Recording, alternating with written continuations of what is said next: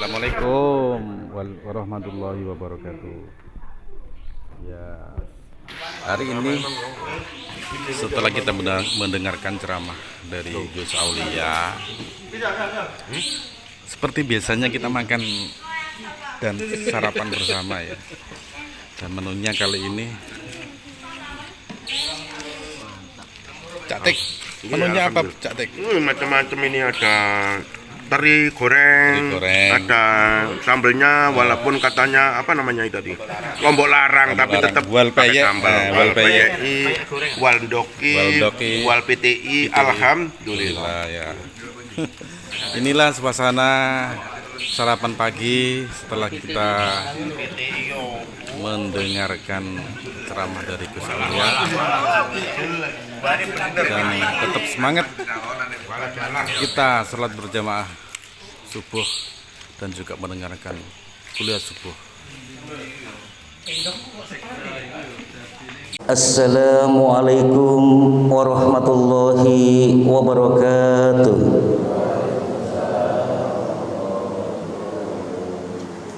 Alhamdulillah, alhamdulillahilladzi hadana lihada wa ma kunna linahtadiya laula an hadanallah.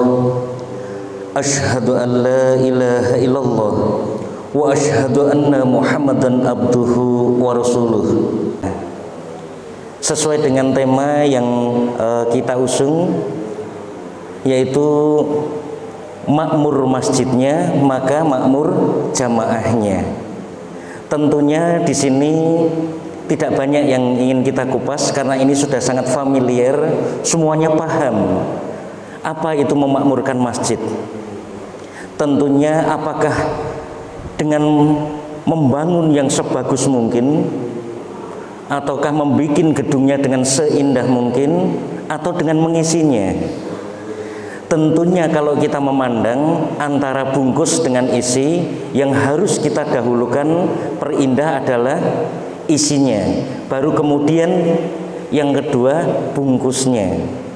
Nah, di sini mari kita mulai dari isinya terlebih dahulu. Di dalam kita memakmurkan masjid, kalau kita memandang dari dalamnya, laksana seperti kita melihat dompet. Di dalam dompet, isi yang paling selalu ada di dalamnya, yang selalu paling diingat, pastinya bukan hanya uang, tapi nomor satu biasanya yang dilihat adalah ATM. Ya. Nah, di sini kita belajar dari ATM. Apa ATM itu? Karena sesuai tema maka kita sesuaikan. ATM di sini adalah kalau masjid kita ini ingin makmur, ayo kita belajar dari masjid-masjid yang lain. Kita amati bagaimana masjid yang lain itu bisa makmur. Kenapa tempat kita kok belum? Nah, kita belajar untuk mengamati dari masjid yang ada. Contohnya apa saja? Kok mereka ini bisa makmur? Kita lihat mulai dari sholat 5 waktunya, mulai dari jumlah jamaahnya. Karena di dalam masjid tersebut selain ibadah sholat, bagaimana juga dengan ngajinya. Ayo semuanya kita teliti terlebih dahulu, kita amati. Sudahkah di tempat kita ini benar-benar untuk mengisi di dalam masjid tersebut ini sudah benar-benar hidup? Alhamdulillah, di Masjid An-Nur ini benar-benar Allah menolongnya sehingga kegiatan sholat 5 waktunya ini benar-benar hidup adanya. Semoga hari demi hari ini makin bertambah. Karena seringkali dicontohkan, kalau kita ini ingin melihat umat Islam, tentunya lihatlah saat diadakannya sholat Idul Fitri. Kita akan tahu betapa banyaknya jumlah daripada umat Islam. Namun kalau kita ingin melihat orang yang beriman, lihatlah terutama di saat sholat subuh. Nah, disitulah betapa perbedaannya sangat besar sekali. Ayo kita latih, kita hidupkan kembali. dari masjid, ayo kita bangkit. Karena sebelum kita nanti membangun bungkusnya, ayo isinya kita dandani terlebih dahulu. Supaya apa? Karena nantinya setelah kita meninggal, ini yang pertama kali juga ditanyakan bab sholat. Maka dari dalam masjid ini, ayo kita hidupkan sholat ini benar-benar untuk bisa terjaga secara istiqomah.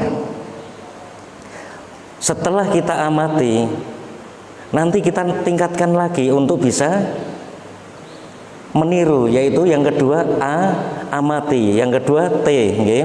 T ini apa? Kita tiru. Gimana kiat-kiat suksesnya dari masjid-masjid yang lain di dalam memakmurkan masjid tersebut. Tentunya pasti semuanya punya cara, punya metode. Sebagaimana kalau orang-orang di organisasi di dalam merencanakan sesuatu pasti ada sistemnya. Antara lain apa? POAC gitu. Planning, organizing, actuating dan controlling. Planning ini apa?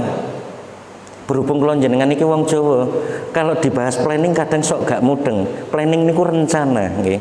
Dados yuk nopo carane, bagaimana caranya tempat kita ini biar benar-benar makmur, direncanakan mulai dari mempererat ukhuwah, persatuan, silaturahim antar pengurusnya dengan jajaran di bawahnya.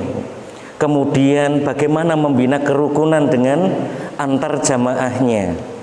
Bagaimana kita mewujudkan agar masjid ini bisa benar-benar memberikan manfaat untuk umat, supaya benar bahwa makmur masjidnya nanti juga akan makmur jamaahnya.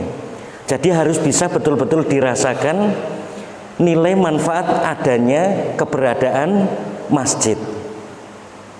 Ayo kita tiru dari masjid-masjid yang benar-benar saat ini menjadi percontohan, seperti halnya Masjid Jogokarian. Kalau secara struktur bangunan ini kita lihat di sana, kenapa masjid tersebut menjadi contoh? Kita lihat dari bangunannya, dari luarnya, ternyata masjidnya tidak benar-benar megah, cukup sederhana. Namun kenapa bisa menjadi proyek percontohan? Ternyata yang dapat dilihat adalah dari dalamnya, yaitu sistemnya, cara manajemennya, marketingnya. Ini benar-benar jamaah yang ibadah di situ itu dijamin keamanannya, mulai dari hal yang terkecil, yaitu apa? Seandainya ada sendal hilang, di sana dijamin diganti. Ayo dari hal kecil pun kita latih di masjid kita An-Nur ini. Ayo sama-sama kita menjaganya supaya benar-benar orang yang beribadah di sini merasa aman, tidak khawatir sendalnya hilang, dan dari pengurus siap untuk apa? Nantinya menggantinya seandainya ada yang kehilangan. Semoga hal tersebut tidak terjadi. Tentunya ayo kita meniru dari masjid yang ada. Kemudian setelah itu yang ketiga apa? A pertama adalah amati, kemudian T-nya ini tiru, M-nya apa? M-nya ini adalah modifikasi. Di dalam kita meniru, paling tidak kita juga masing-masing tempat menirunya tidak selalu plek 100% sama. Pasti ada sedikit perubahan-perubahan karena lain tempat, terkadang lain cara. Nah, ayo kita belajar dari ATM ini, amati, tiru, kemudian modifikasi. Nah, di dalam ATM ini yang berharga apa? Tentunya di dalam ATM ini tidak akan berharga kalau tidak ada saldonya. Saldo apa? Saldo uang. Nek uang Jawa maturin apa? Duit nggih. DUIT. Di dalam ATM ini ada duit.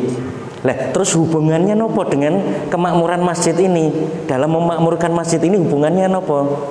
Tentunya tanpa duit masjid pun juga nggak akan bisa makmur. Kita membutuhkan nggih. Untuk nopo biaya operasional. Contoh listrik niku nggih bayar nggih. Kalau nggak ada duitnya terus bayar kangge nopo nggih. Jangan mengharapkan karena ini rumahnya Allah, selalu mengharap gratisan, jangan. Tapi ayo sama-sama kita perbanyak sodakohnya agar duit masjid juga bertambah. Tetapi kita pagi ini tidak akan menjelaskan bahwa duit itu adalah artinya rupiah, mboten. Karena kita sesuai tema, pengen memakmurkan. Jadi kita artikan bukan hanya rupiah, namun duit ini kita artikan doa, usaha, iman, dan takwa. Ayo kita doakan bersama-sama. Semoga para asatidahnya, para alim ulamanya, para kiainya, ini semuanya juga dengan para santrinya bersama-sama bisa istiqomah untuk benar-benar memperjuangkan agama Islam melalui dakwah. Ayo kita siarkan agama Islam sesuai dengan metodenya masing-masing, karena setiap asatidah, para kiai, para alim ini terkadang punya metode yang berbeda-beda. Satu sama lain akan selalu berbeda. Kenapa? Karena setiap orang pasti punya cara. Nah, di kesempatan kali ini, ayo kita doakan semua agar benar-benar bisa terwujud bagaimana masjid kita ini bisa kita rasakan manfaatnya untuk umat.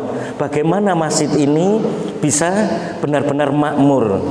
Kemudian setelah doa apa? Usaha. Ayo kita usahakan. Jangan sampai sholat subuh di masjid ini kalah dengan sholat Idul Fitri. Artinya apa? Jumlah kapasitas yang hadirnya. Karena ukuran standar umat Islam ini bisa dilihat kalau lagi sholat Idul Fitri, yaitu jumlahnya betapa banyak ya. Namun kapasitas untuk melihat orang yang beriman bisa dilihat dari sholat subuhnya. Akan sangat indah sekali seandainya di dalam sholat subuh ini jamaahnya juga semakin meningkat ya. Jangan hanya softnya semakin ke depan, tetapi syukur-syukur semakin ke belakang semuanya terisi. Semoga di hari-hari mendatang, minggu-minggu mendatang, bulan-bulan mendatang, bahkan tahun mendatang, semoga semakin bertambah. Amin Allahumma amin. Setelah doa kemudian usaha, tentunya iman. Sebagaimana tadi bungkus dan isi, ayo di dalamnya keimanan kita tingkatkan lagi, kita perdalam lagi, kita perbanyak lagi, kita belajar sebanyak mungkin. Karena hakikatnya hidup ini isinya adalah belajar dan belajar. Supaya apa? Kita tidak pernah merasa benar, tidak pernah merasa pintar. Tanpa belajar tentunya kita nggak akan bisa apa-apa. Bagaimana masjid kita ini akan makmur kalau kita nggak mau belajar kepada masjid-masjid lain yang menjadi percontohan. Oleh karena itu, di awal saya sampaikan, ayo kita belajar, amati, tiru, modifikasi. Kemudian di dalamnya ada doa, usaha, iman, dan takwa. Setelah iman, ayo kita tingkatkan takwanya. Artinya takwa menapa? Yaitu kita memperbanyak ibadah kita, memperbaiki hubungan kita kepada Allah, supaya benar-benar bahwa dengan kita beriman kepada Allah, dengan bertakwa kepada Allah, supaya nanti nasib kita juga akan ditolongi Allah. Barang siapa memakmurkan masjidnya Allah, maka kampungnya, jamaahnya juga akan dimakmurkan oleh Allah. Barang siapa memperbaiki isinya, maka Allah juga akan memperindah bungkusnya. Nah, di kesempatan pagi ini memang tidak banyak yang saya ulas. Tentunya kita belajar meskipun hanya satu ayat, tapi semoga bermanfaat. Baligho ani walau ayah. Ayo sampaikan. Meskipun kita ini sebagai orang tua kepada anak-anaknya bisanya mengajarkan hanya alif ba ta, ajarkanlah. Setelah kita mengajarkan, apakah kita berhenti sampai di situ? Tidak. Tentunya kita harus belajar lagi supaya ilmunya bertambah dan kita bisa mengajarkan yang lainnya.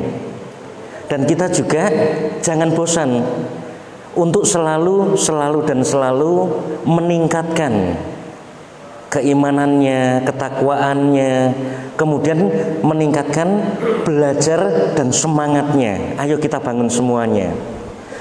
Dahulu kala ada sebuah kisah yang diceritakan, ini bab ibadah. Di zaman Nabiullah Musa alaihissalam pernah ada sebuah pertanyaan dari sahabatnya. Ya Nabi Musa, tolong tanyakan kepada Allah, saya ini sudah hidup lebih dari 100 tahun kepada Allah. Karena dalam Al-Kisah Nabiullah Musa alaihissalam ini dikenal bisa interaksi secara langsung dengan Allah tanpa perantaraan malaikat Jibril. Nah, kemudian ditanyakan kepada Allah, ya Allah, sahabat saya tadi menanyakan bahwa ia telah hidup selama lebih dari 100 tahun, lebih dari 1000 tahun. Kelak kalau ia meninggal, kira-kira dia akan ditempatkan di mana ya Allah? Kalau menurut logika kita, tentunya tanpa perantaraan Nabiullah Musa pun Allah ini maha tahu.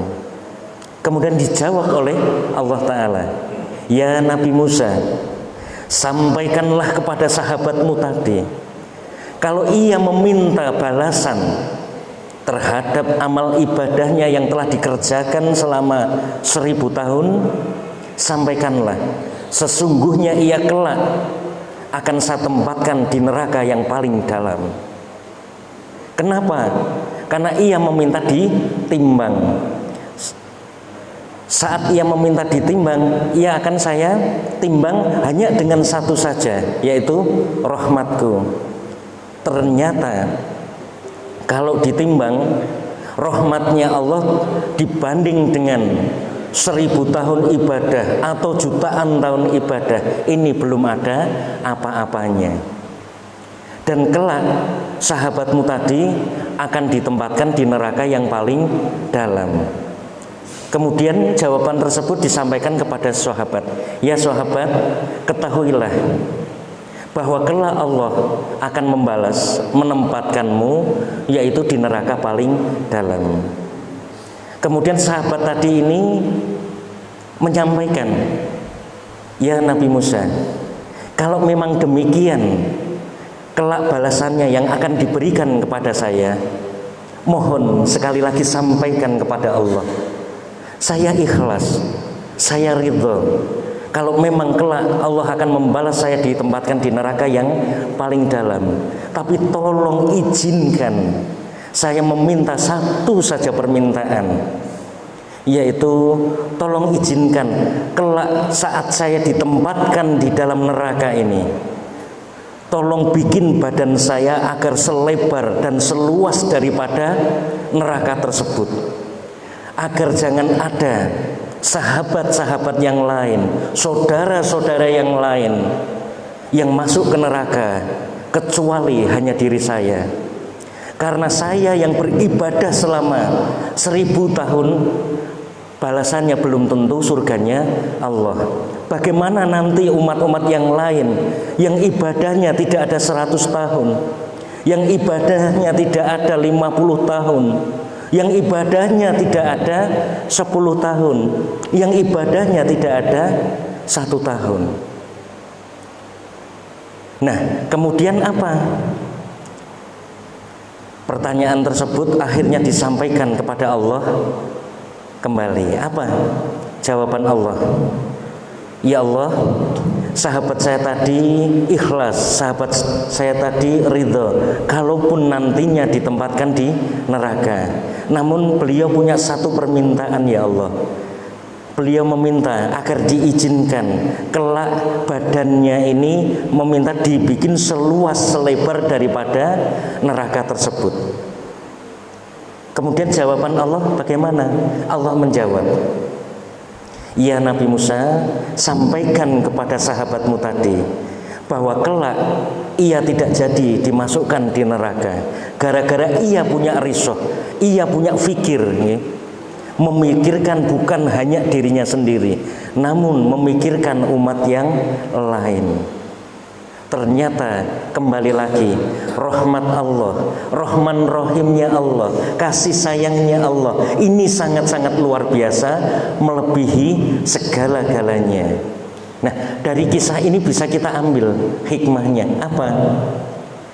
Ternyata hanya gara-gara kita ini punya risauh fikir, bukan hanya mementingkan diri sendiri, bukan hanya memikirkan dirinya sendiri, namun mau memikirkan umat yang lain.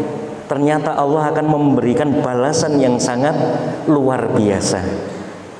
Ayo kita pikirkan, ayo di dalam diri kita tumbuhkan risaunya. Kenapa ini saudara-saudara kita sampai pagi ini belum bisa hadir sholat berjamaah bersama? Apakah ia sehat? Ataukah ia sakit? Ataukah belum sempat? Ayo kita pikirkan, kita doakan, semoga di kesempatan yang datang bukan hanya subuhnya, bukan hanya zuhurnya, bukan hanya asarnya, namun 5 waktunya benar-benar hidup adanya. Benar-benar nantinya dari dalam masjidnya ini sholat 5 waktunya benar-benar hidup. Kalau dari dalamnya ini indah, insya Allah luarnya juga bakal indah.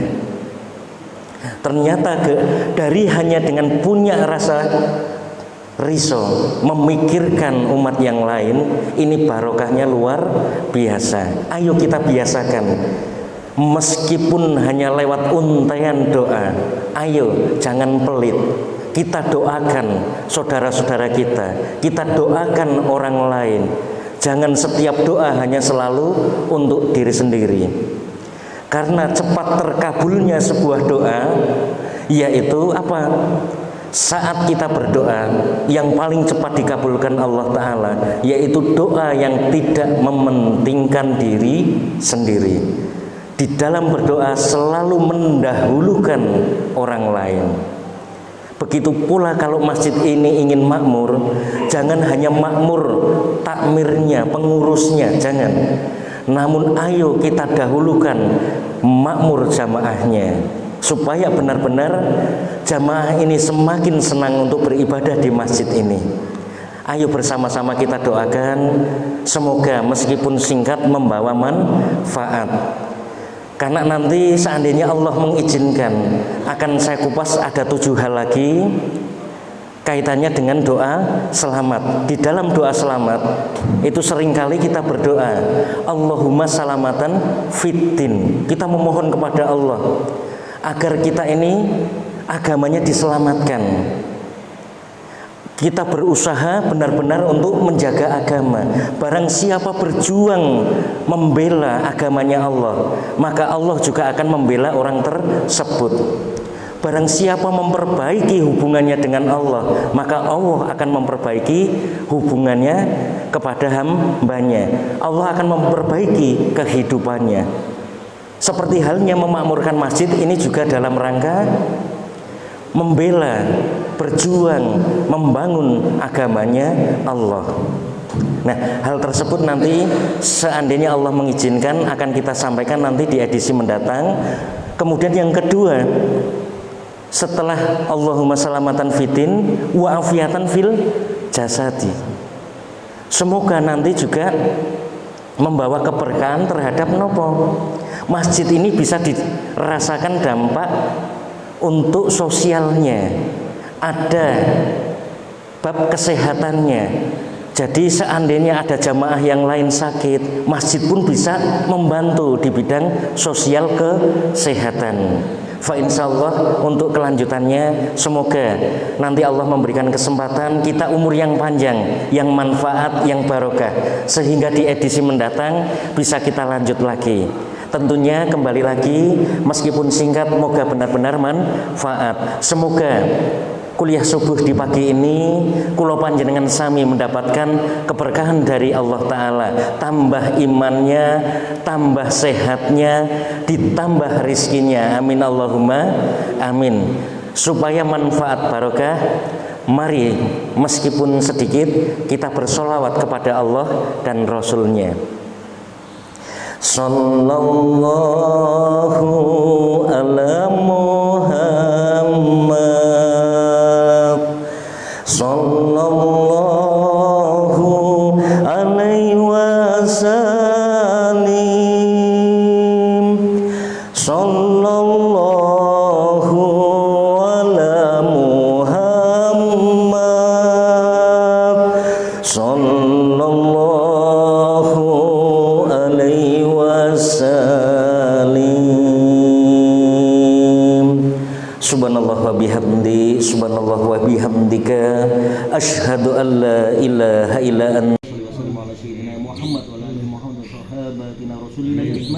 Allahumma rabbana hab lana min ladunka rahmah rabbana innaka antal wahhab rabbana zalamna anfusana wa illam taghfir lana wa tarhamna lanakunanna minal khasirin rabbi ij'alni muqimas shalah wa min dzurriyyati rabbana taqabbal du'a rabbana firli wal walidayya yawma yaqumul hisab Allahumma dhahir qalbi bil imani wal islam minan nifaqi wa sil akhlaqi wa dzikr arzak wal farji minal fawahish Allahumma inna nas'aluka salamatan fid din wa afiyatan fil jasad wa izadatan fil ilmi wa barakatan fil rizqi wa taubatan qoblal maut wa rahmatan indal maut wa maghfiratan ba'dal maut. Rabbana atina fid dunya hasanah wa fil akhirati hasanah wa qina adzabannar. Subhanaka rabbika rabbil izzati amma yasifun wa salamun alal mursalin walhamdulillahi rabbil alamin. Bi barakatil Fatihah.